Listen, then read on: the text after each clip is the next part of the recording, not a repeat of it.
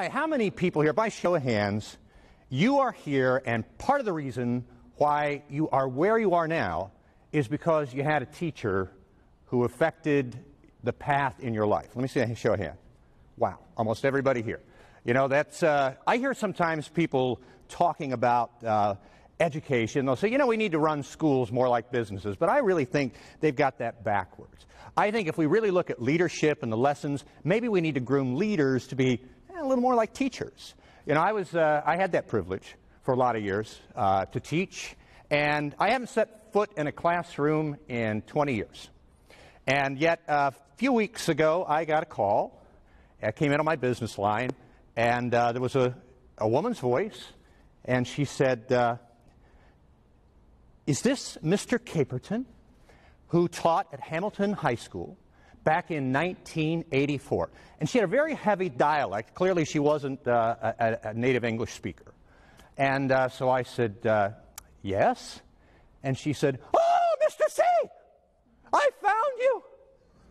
And I thought, who has been looking for me? She said, you will never guess who this is. I said, you are so right. I won't. She said, you were the first teacher I had when I came to the United States. You were the first teacher. I was in your first period class. I was in your reading class. And she said, you had me, you had my younger brother, you had my older sister. And I put all that together, and I remember back in the 80s, we had a lot of kids who were from Southeast Asia. Many of them were refugees from the killing fields of the Cambodia, the Khmer Rouge. And I put that all together, and I said, is this Ta Putavong? And she said, oh, you remember my name? She said, you were my favorite teacher. I said, oh, is that right? Thank you. That's so sweet. She said, I always remember whenever I needed help, she said, you would get down on one knee and you would help me. And I thought that was so kind. I don't remember that at all. But I do remember whenever any of the kids from Vietnam or Cambodia needed help, they had almost no English, so I just got comfortable. That's what I was doing, see. Because I knew it was going to be there a while. But she saw it as a kindness, as personal attention. She saw it as meeting a real emotional need. Here she was in a place where she'd never been before, not even speaking the language, or at least not much of it. And this was a way of somebody saying, I care about you. And she remembered it. 30 years later, she said, you know, I had a big crush on you. And I said, oh, it's sweet. She said, yes. She goes, I looked you up on the internet. I found your website. I saw your picture. You changed a lot. I said, you could have quit any time before that comment and everything would have been fine. But you know, that's when we look at what those people who are supplying our emotional needs. We look at teachers, we look at those people who have led us in a way that they've honored who we are, they've given us kindness, they've given us personal attention. And when I talk to organizations that are saying, hey, like we're really dealing with problems of engagement, and we really want our people to buy in, and we want to empower them to be able to take ownership. And of course, my question is, are you giving them what they need to be able to engage? And I think if we look to sometimes those relationships, all of you raise your hands, say a teacher was important to you, it's because it wasn't about a transaction, was it? No, it was about a relationship. It was about making you believe things about yourself that you didn't until you came under that person's influence. That's powerful. That's leadership. And so when we look at are people fully engaged, we have to ask the question, what are we doing to engage them? And the truth is, we all need things. You know, the New York Labor Relations Board several decades ago did the first employee-employer survey where they asked this simple question of both employers and employees, what do employees want? And of course, the employers came back with their top three, which was they want higher pay. They want job security. They want chances for promotion. That was the top three. And although that was probably in the top 10 of any of the employees' wish list, that wasn't their top three. Their top three, and similar surveys have been done in the decades since, have all borne this out. Number one, you know what number one was? Recognition. The recognition for the job that they do, to somebody to say thanks. The Gallup organization did a survey of a large cross-section of people working in different industries across this country a few years back, and they asked them, how many times in the last 12 months have you been thanked on the job? 65% of them said not one time. Now that's depressing, but I think it's also kind of encouraging, because it means sometimes it's the smallest things that we do to address and to meet emotional needs. We all need to be recognized. Number two, they said, well, we want to feel like we belong here. I want to feel like I'm part of something that's bigger than I am. Not just a replaceable cog, but really part of something. And the third thing was, I want to know that somebody cares about me. These are really small things. They're very basic things. We all have them. If we want to lead, if we want to raise people up to believe that they are able to do more than maybe they did themselves, we have got to supply emotional needs. And it all comes from sometimes the smallest things. When, here it is, it's summertime right now, and a lot of us are outside doing our yard work, and I'm one of these guys. I grew up learning how to cut the grass and do all the things from my dad. And so I like to get out there and do it my way. I have my way of doing it. And I've noticed, I've looked around the neighborhood, other men who do it. When it gets warm enough, what do? They get out and they cut their grass, but they strip their shirts off. And there are two types of men who do this. Men who are proud of their bodies, and men who frankly really shouldn't. It's not a mutually exclusive group, because here's the thing. There is a big difference between men and women. I was standing in a grocery store line the other day, and I was looking at these women's magazines. And I noticed something about the magazines. They all were laden with stories and articles inside telling them about things to make them feel more self-conscious about their bodies, right? Things like, do you have pit pudge? What to do about muffin top? What about cankles? These are things...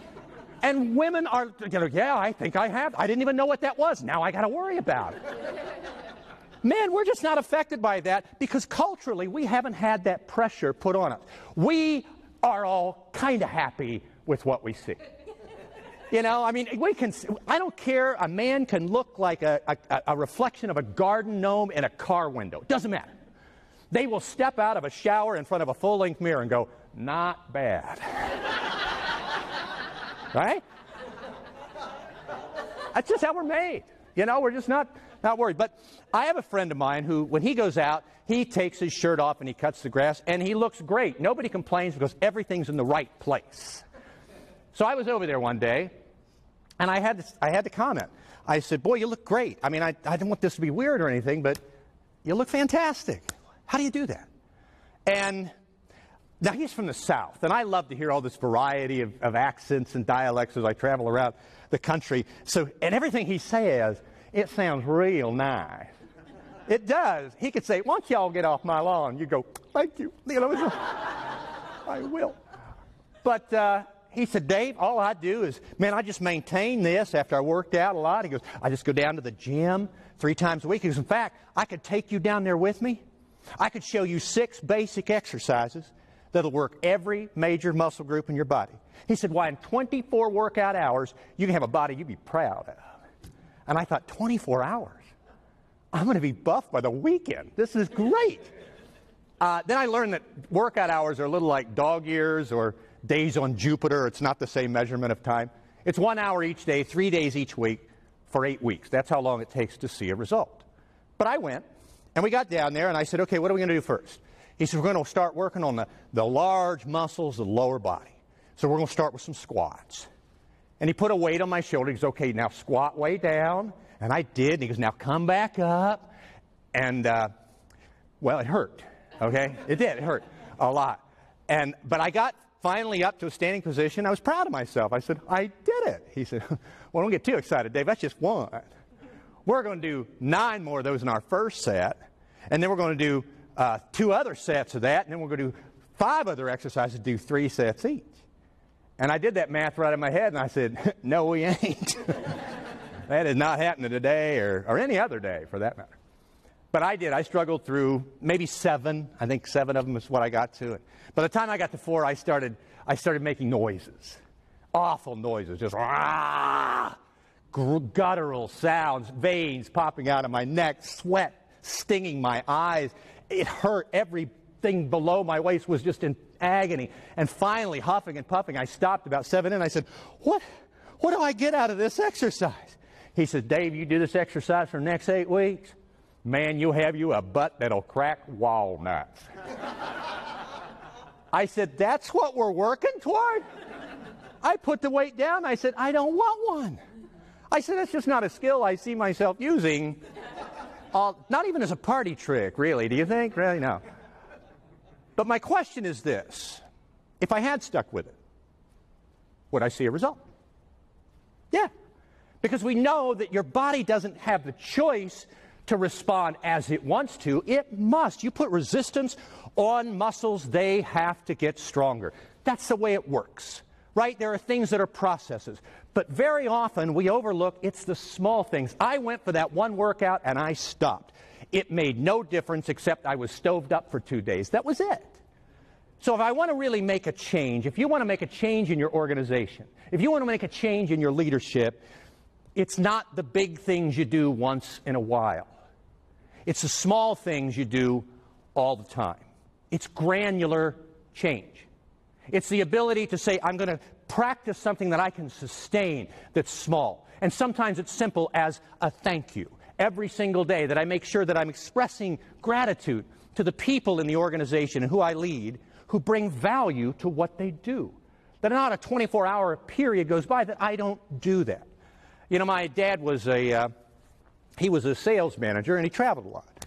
So when I was getting close to the age where I was going to learn to drive myself, we were in traffic and there was a big traffic backup, and he turned to me and he said, I'm going to show you how to solve a traffic jam. And I thought he was joking. I was waiting for the punchline. Yeah. And he was serious. And he said, what you need to do is you need to stay off the brake and make room. That's all you got to do. And where he backed off, people cut in. Where he was making space, he just backed off more. The people behind him were unhappy. They started honking their horns and flashing their lights. My dad didn't ever bow to peer pressure. He just serenely went about what he was doing. And pretty soon the traffic picked up, the speed picked up, and we were back up to speed. And he said, there, see? And I said, well, how do I know that wouldn't happen anyway? And I always wondered about that. And then about a year ago, I pick up the Wall Street Journal, and there's an article that has this headline. Study shows 1 motorist can solve a traffic backup using exactly the methods that my dad talked about. Backing off, making room, and allowing other people to cut in. And I thought, well, if that's true, then why don't we all do that to solve a problem that affects a lot of people? And I think it really comes down to 2 very simple things. It requires 2 attitudes. And those 2 attitudes are things that seem a little counterintuitive to some of us, because the first one is you have to be willing to not get any credit. Nobody, after the traffic eased up, looked at my dad and said, you, sir, are a problem solver. Right? Nobody did that. In fact, many of them were still angry. What did you back off and let them in for? The other thing is you have to not worry about who sometimes is going to get the benefit and whether or not they deserve it. If there's a better example of a leadership mentality, I don't know what it is. Less of the credit, more of the criticism, and not worrying about who gets the benefit because you're focused only on solving the problem. We all have the ability to change the world. I can change the world around me. Not because I have some great plan or some huge initiative or great wise insight that has occurred to nobody else, but because I have the ability to make small choices all the time, to ask one single question.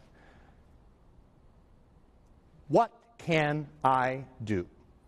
As leaders, what can you do? As people providing service for customers, what can I do? And if I can meet emotional needs, as well as all the other things that I'm there to supply, I can change the world. One person asking one question equals change.